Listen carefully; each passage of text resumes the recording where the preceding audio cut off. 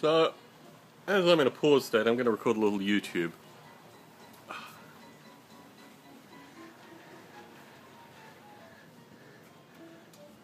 We have Terry here. Hello? Operating in my prior domain. So it's difficult to get a sense of the size of the layout. Let me just walk it through. That might be the easiest way to do it. So compared to the previous one, Ed, Yes. This is bigger than the previous one, right? The previous one you had? Previous. No. You're the layout owner. You have to appear on YouTube. This is the shape of the previous layout. Oh gosh, yes. This is what I'm using. Okay, so the previous layout was considerably bigger. So trains coming from the west were simulated here. Okay. This was the Yakima yard. Right. And you can see there's an aisle in the center. So you could have one or two people in that aisle.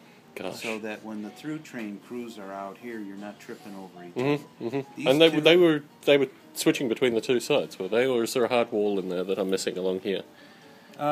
They were working out here, pretty much. And one guy, the old Uptown yard was basically 5 very short tracks shoved into this corner.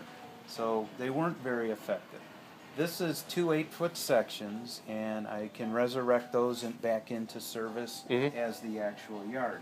Here's Fruit Row, and you can see here's that bend, which used to be there. Certainly.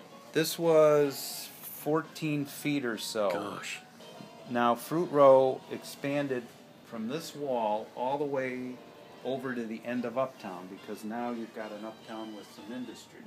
Yep. Is about 42 running feet. Gosh. So I've more than doubled this plant. Yeah. Then the layout went around like this.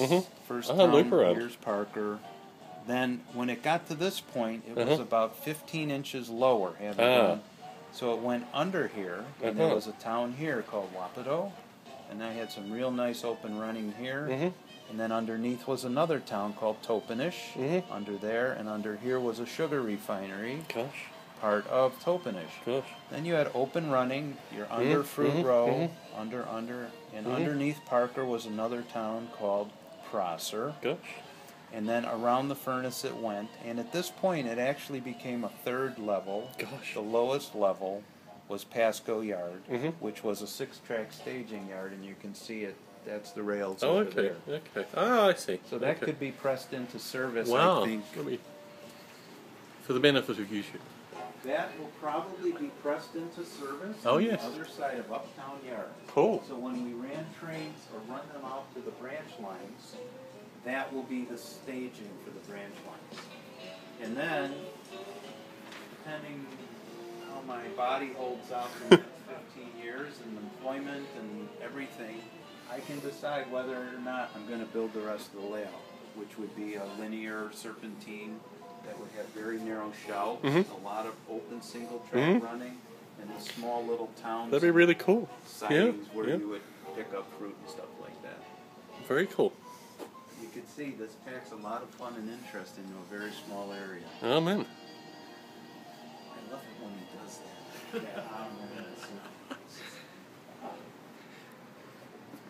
Did you want this explained as a separate video clip? No, I think this will translate well to a show. I have to explain how the paperwork works. Okay, if you want to include that on the end of this one.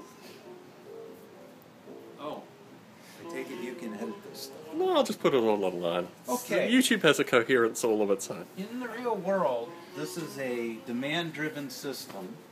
We have a number of fruit packing companies up and down Fruit Row, and they represent growers, and their selection of growers influences what they can ship.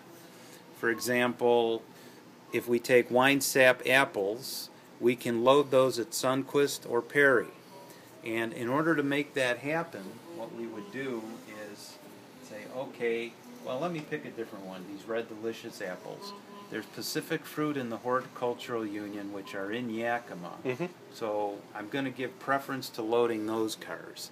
So what I do is I say, okay, if I have an order that comes in for Red Delicious apples,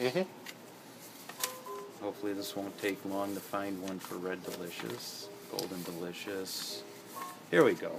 ARD, Apples Red Delicious. So this guy, Coast Distributors in Portland, is ordering 1 carload of Red Delicious apples. So we look here and we say, okay, who's packing it? Pacific and Horticulture Union. This represents the inventory that's in their warehouses available for shipment. And we'll try the Hort Union first, and we'll see if they have Red Delicious apples, and they do. So now what we've done is we've matched the demand and the supply. So we take our iced car, spot it, and after the spotting we go to position 3 on the waybill. Now the car moves from the spot, respot to the ice platform for the top icing. What I've done is, in order to make this happen, I have any empty reefer car pulled off the platform and spotted for loading. It simplifies things. After he makes the spot, he returns the switch list to me, and I say, okay, at the Hort Union, he wrote down the number of the car, and it's 91890. So this goes here, and then this goes into the bin for the Hort Union, 207 to there. Later in the day, that's when this gets pulled, and we turn the waybill to 3, and it goes to the ice platform. After that, the re-icing takes place. This can be taken out and refiled later, and now the car is ready to go to its destination in Portland. So it goes back to the Yakima yard, which is staging right now, and that's the end of that car. Very good.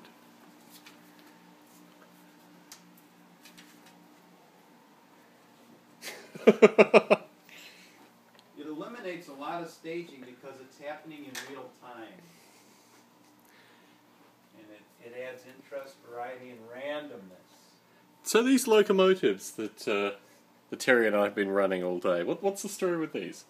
Well, they're Atlas RS3s that I bought in 1984, and they run beautifully, and so they're still on the railroad. Run very nicely. In the process of various things, the railings have been taken off, and so I will eventually put them back on and paint them. Very good. They're great runners. They are. Great runners considering they're almost 30 years old. And you installed DCC yourself, or? Yeah. Wonderful.